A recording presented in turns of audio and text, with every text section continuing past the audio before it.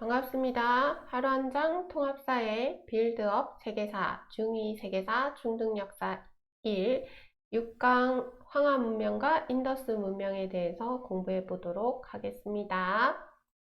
자, 여러분, 이번 학습지는 이렇게 생겼습니다. 링크해 드리는 블로그에 들어가셔서 쓰면서 같이 공부해 보면 좋겠습니다. 자, 이름 쓰고, 날짜 쓰고, 그 다음 4대 문명 우리 한번 살펴보도록 하겠습니다. 자, 저번 시간에 했던 거 복귀하면서 요거 우리 지도 안에 거 다시 한번 살펴보도록 합시다. 자, 1번이 뭐였더라? 왜 이래 뚱뚱하냐? 잠시만요.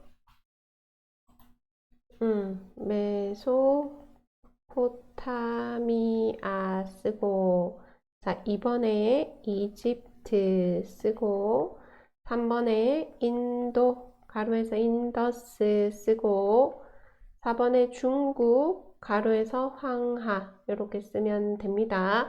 자, 저번 시간에 1번, 2번 문명에 대해서는 자세히 살펴봤고, 오늘은 3번, 4번 문명에 대해서 살펴보도록 할 건데요. 자, 우리 저번 시간에 했던 1번, 2번 문명에 기억나는 것들 여기서 쓰고 가겠습니다.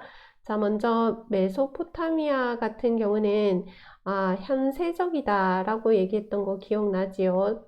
지리적인 어떤 개방감 이런 것들로 인해서 잦은 침략 이런 얘기 했습니다. 그 다음 문자 중에 쐐기 문자에 대해서 얘기를 했고, 그 다음 바빌로니아라는 왕국이 있었다 그죠? 그리고 함무라비 법전 요거까지 잘 기억을 해 두셔야 됩니다.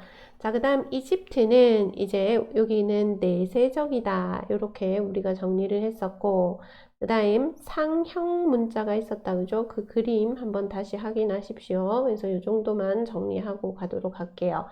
자, 그 다음 인도와 중국에서도 중요한 키워드들 몇 개 적자면, 인도에서 뭐 자세히 보겠지만 그림 문자라는 문자가 있었고요. 그 다음 카스트 제도를 꼼꼼하게 공부를 하셔야 됩니다. 자, 그 다음 중국 같은 경우는 줄 빼서 갑골 문자라고 쓰시고요.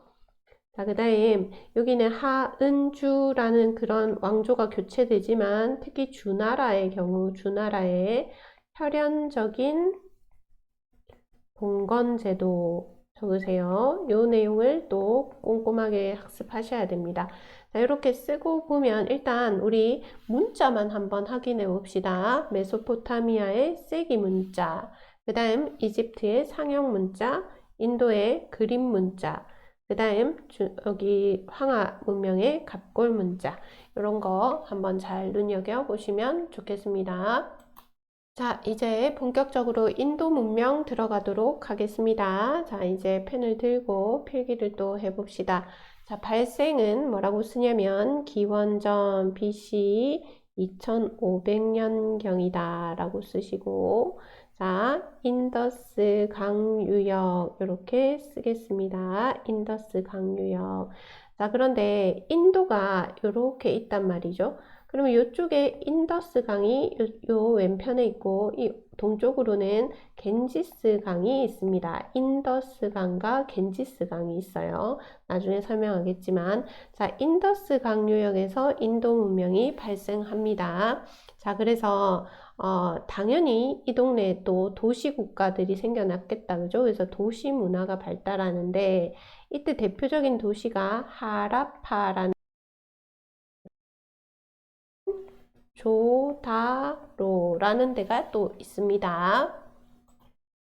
자, 그런데 이 모헨조다로 같은 데는 엄청난 계획도시인 거예요. 그래서 여기는 막 목욕탕, 공용 목욕탕 있죠. 그런 거나 아니면 하수시설 이런 것도 잘 돼 있고, 주택 같은 것도 이렇게 모여있는 정말 이 계획도시라고 이야기를 합니다. 자, 그래서 인더스 문명 기억하시고, 그 다음 특징에 적을 것, 당연히 청동기 문화겠다, 그죠? 조금 얇은 펜으로 적어야겠어요. 자, 청동기 문화. 그 다음 아까 전에 문자 중에 무슨 문자 있었죠? 그림 문자 기억나시죠? 그 다음 이 지역은 메소포타미아 지역, 1번 지역이다, 그죠? 이 지역과 교류를 합니다. 자, 그러면 지도상에서 다시 한번 보고 가요. 지금 우리가 하는 건 인더스 문명, 여기. 자, 그리고 메소포타미아 문명과 교류를 하였다. 이 지역과 교류를 하였다. 이런 것도 기억을 해 두십시오. 자, 그 다음, 밀이나 옥화나 보리를 재배했다. 이런 거 그냥 한번 들어두시면 될 것 같습니다. 이런 것 정도는. 자, 그런데 이런 인더스 문명도 오래 가지 물론 오래 갔죠. 나중에 이제 다른 것에 지배를 받게 되는데, 자, 여기 인더스 문명이 여기에 있습니다. 여기 인더스 강 여기 있다, 그죠? 근데 위에서 이렇게 누가 내려와요. 이렇게 내려와요. 그래서 이 겐지스 강 유역까지 이렇게 이동하는 모습들을 볼 수가 있습니다. 자, 이렇게 쫑쫑쫑 내려온 사람이 누구냐? 그게 바로 아리아인이다 라고 이야기를 하지요. 자, 한번 적어볼까요? 아리아인은 BC 기원전 1500년경에, 자, 어디서 왔냐? 저 위에 스탄으로 끝나는 지금 그 지역 있죠? 그래서 중앙아시아에서 이동해왔다, 이동해옴, 이렇게 적을게요. 그래서 이 사람들이 쪽쪽쪽쪽 내려오면서 기원전 한 1000년쯤 여기는 겐지스 강까지 진출한다.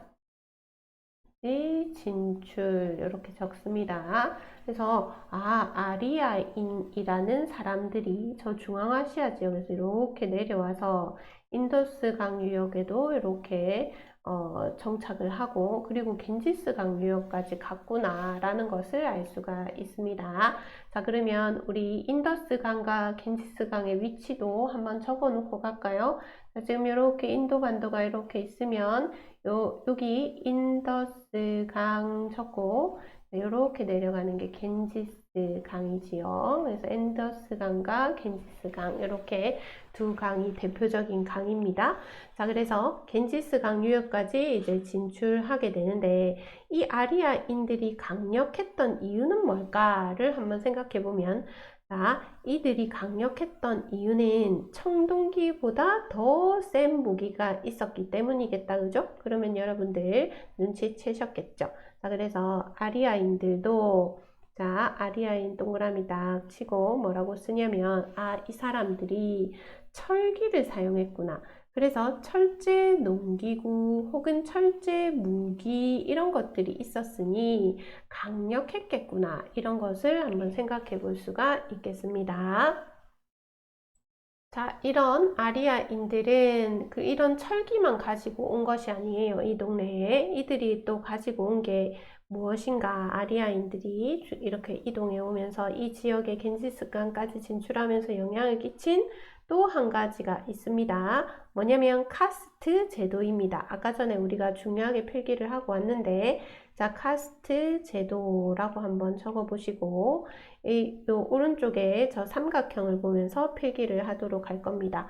이건 당연히 시험에 나오겠지요. 자, 그래서 카스트 제도.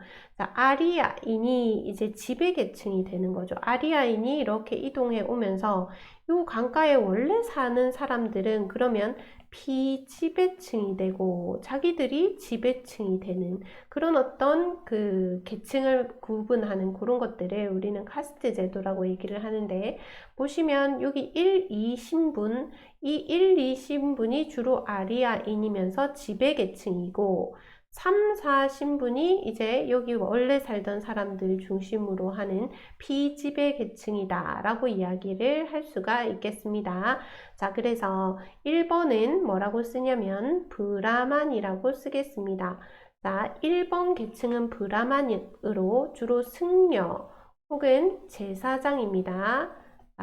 그 다음 2번 계층은 지금은 말이 되게 어렵게 들리지만 나중에는 이건 고등학교 과정에도 계속 나오니까 외워 두시는 게 맞습니다. 크샤트리아라고 얘기를 하는데 여기는 무사나 귀족 그래서 정치나 군사 이런 것들을 맡아서 했다. 브라마는 이제 가장 위에 있는 상위 계층이다. 그죠? 그래서 제사장 이런 것들을 역임하였다. 역임이라는 표현이 맞는가 모르겠지만. 자, 그 다음 3번에 바이샤. 이렇게 쓸게요. 이들은 평민이거든요. 평민이면서 농업이나 상업에 종사한 사람들을 바이샤라고 얘기를 하고, 자, 수드라라고 얘기를 하는데 이들을 천민이라고 봅니다. 이들이 완전 피정복민이 되겠다. 그죠? 자, 그래서 이런 식으로 엄격한, 자, 카스트 제도 잘 기억해야 됩니다. 엄격한 신분 제도가 있는데 이것이 오늘날까지 영향을 미친다는 게 그게 놀라운 일이라는 것이죠.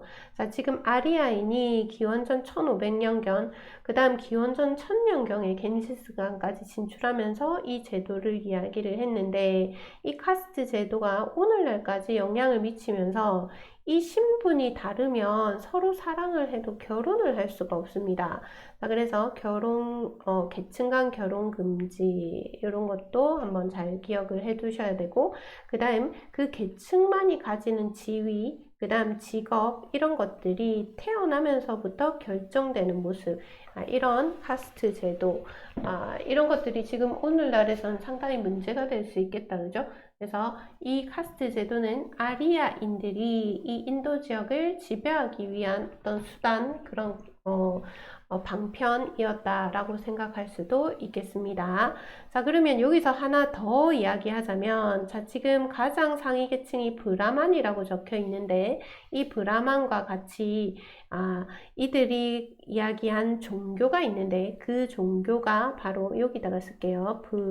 브라만교입니다.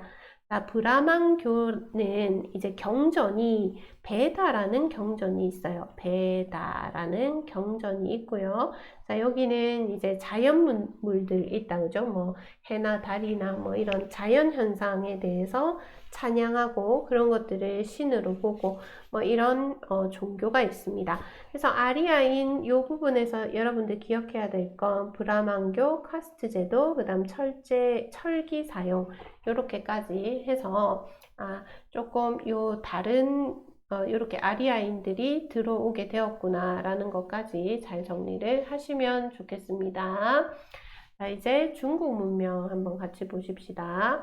자, 지금 중국 문명은 우리나라랑 거리도 가깝고 또 우리가 한자 문화권이기도 하다, 그죠?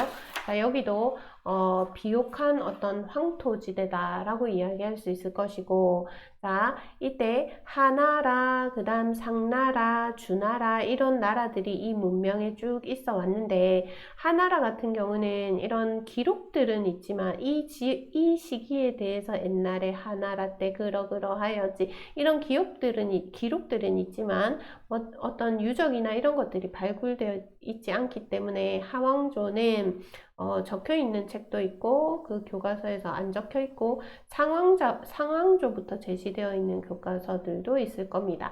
자, 어쨌든 여기 이제 황하 문명은 BC 2500년경이라고 쓰고, 자, 이 황하 유역에 도시들이 발달하게 됩니다. 자, 그래서 하왕조, 이제 황하 문명의 시작이다, 이렇게 생각하시고, 자, 그런데 BC 한 1600년경에, 자, 상왕조가 등장합니다. 가장 먼저 있었기 때문에 상이라는 표현을 썼고, 그 다음 이 상왕조는 그 유물이 발굴이 됐어요. 어디서 발굴이 됐냐면, 은허라는 곳에서 발굴이 됩니다. 그래서 상나라 대신 은나라라는 표현을 쓰기도 하니까 이것도 잘 기억을 해 두십시오. 자, 어쨌든 이 지역에서 무엇이 발굴되었는가 했을 때 갑골문이 발견이 됩니다. 자, 그래서 이 갑골문은 뭐냐면 밑에 이렇게 요 그림 있다, 그죠? 그래서 거북이 이렇게 배딱지 이런 데다가 이런 뭐 내용물들을 적고 얘를 불에 구워서 금이 어느 방향으로 가는지에 따라서 점을 쳤습니다. 자, 그래서 갑골문자는 상나라의 사용된 한자의 기원이 됩니다. 그래서 한자의 기원이다. 이 부분을 또 잘 기억을 해둬야 됩니다. 한자의 기원. 갑골문은 한자의 기원이다. 잘 기억해두고, 그 다음 거북이 배딱지나 동물의 뼈에 새겨진 글자를 말하는데, 제사와 전복의식에서 사용되었다. 제사, 전복의식. 신에게 물어본 내용을 기록한 것이 주로 많고, 그 다음 불에 달구어 갈라진 금의 모양을 관찰한 후 그런 질문과 해석까지 새겨 넣었다라고 얘기를 하게 됩니다. 자, 이 시기에도 일종의 그 제사를 지내고 신과 소통하는 사람이 가장 권한을 강력하게 쥐었겠다. 그죠? 그래서 신권 정치라고 여기도 적고 가겠습니다. 자, 그 다음 당연히 청동기를 쓰겠죠. 우리 사대문명 계속하고 있으니까 청동기를 무기로 쓰기도 하고 제사 도구로 쓰기도 하고 했다. 그 다음 이 시기는 달력이 제작이 됩니다. 이건 엄청 중요한 이야기거든요. 자, 여러분들 달력이 제작이 된다는 것은 이 시기에 씨앗을 심고 이 시기에 추수를 하고 이런 것들을 알려줄 수 있다는 것이다. 그죠? 그래서 이 달력의 제작은 국가에 있어서 국가를 통치함에 있어서 정말 중요한 것이었다라는 것도 한번 잘 기억을 해 두시면 좋겠습니다. 자, 그 다음 상왕조가 이제 주왕조에 의해서 멸망하는데, 자, BC 1100년경 이렇게 쓰시고, 자, 주나라는 상을 정복하고, 그 다음 영토를 확장합니다. 이 주나라에서 이야기한 건 뭐냐면 이 주나라는 천명사상을 처음으로 이야기를 하게 돼요. 여기다가 천명사상 적을게요. 이건 뭐냐면 자, 나는 왕이야. 근데 내가 왜 왕이 됐는 줄 알아? 나는 하늘로부터 명을 부여받았어. 라고 얘기를 하면서 통치를 정당화하게 됩니다. 자기네들이 이 주나라가 상나라를 이어받고 이렇게 새로운 나라를 건국할 수밖에 없었던 건 우리가 바로 천명을 받았기 때문이야. 그래서 통치를 정당화하는 모습들을 이 사상에서 이야기할 수가 있고, 그 다음 여러분들 주나라에서 가장 잘 시험에 나오는 건 뭐냐고 했을 때, 자, 주나라의 혈연적 봉건제도 요거를 잘 기억을 해 두셔야 됩니다. 자, 봉하다는 건 뭔가 이렇게 내려주다는 것이다. 그죠? 봉하고 건했다. 그래서 내가 내려주면서 세워줬다. 뭘 내려줬냐라고 했을 때 자, 여기 한번 볼게요. 예를 들어서 이만하게 주나라가 있었다 칩시다. 주나라. 그럼 여기 중간에 주왕이 살고 있었겠죠. 여기 왕이 살고 있습니다. 근데 이 왕이 이 넓은 땅을 다스릴 수가 없어요. 왜냐면 이때는 뭐 핸드폰이 있었던 것도 아니고 자동차가 있었던 것도 아니다. 그죠? 그래서 이 지역은 네가 가서 다스려. 제후를 둡니다. 자, 요 동네는 네가 가서 다스려 제후를 둬요. 요만큼은 네가 다스려 제후를 둬요. 이런 식으로 각 지역에 제후를 이렇게 두는데요. 이 제후와 왕의 관계는 혈연 관계입니다. 그래서 나의 사촌, 나의 뭐 삼촌, 뭐 나의 조카 이런 식으로 혈연 관계가 되는 것이거든요. 또 제후들은 그 밑에 자기들의 경이나 대부 이런 어떤 직위를 두고 그다음 그 밑에 또 직위가 사 이런 것들이 있는데 여기도 혈연 관계예요. 어쨌든 이렇게 요 동네는 주나라는 봉건제도, 넓은 땅을 다스리기 위해서 제후를 봉해 주었는데 그 제후는 아무나 봉한 게 아니라 혈연 관계에 의해서 관련된 사람만 봉하였다라고 해서 혈연적 봉건제도라고 한다라는 거 잘 기억을 해 두시면 좋겠습니다. 그러면 하, 상, 주, 하, 은, 주 이렇게 이제 그 황하문명권에서 이런 국가들이 발달을 했지만 이 마지막 주왕조도 누군가에 의해서 쇠퇴하겠다. 그죠? 그러면 주왕조가 이렇게 쭉 이어지다가 자, 제후들이 이렇게 따로 떨어져 나가다가 한 대, 두 대, 세 대 뭐 이런 식으로 이 시간이 쭉 흘렀을 때 너무 먼 친척이 되는 거예요. 자, 그러다 보니까 여기 제후들이 독자적으로 성장하게 됩니다.